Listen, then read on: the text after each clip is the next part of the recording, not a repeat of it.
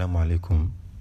Waxa aan murugoodaa marka aan xiiseeyo waqti fiican oo i dhaafay in uu ii soo noqdo. Waxa aan murugoodaa marka aan xasuusto qof wanaagsana oo adduunyada kaga ambaxay safar aan soo noqosho lahayn. Waxa aan murugoodaa marka aan muraayadda hor istaago ee aan ku sigto in aan muuqayga garan waayo, in aan isgaran waayo isbeddelka igu dhacay dartii. Waxa aan murugoodaa marka aan cod dheer oo qaylo ah aan dirto ee cid ii jawaabta aan waayo. Waxa aan murugoodaa marka aan dareemo dulmi lagu hayo oo aanan taag u haynin in aan nafteeda ka difaaco.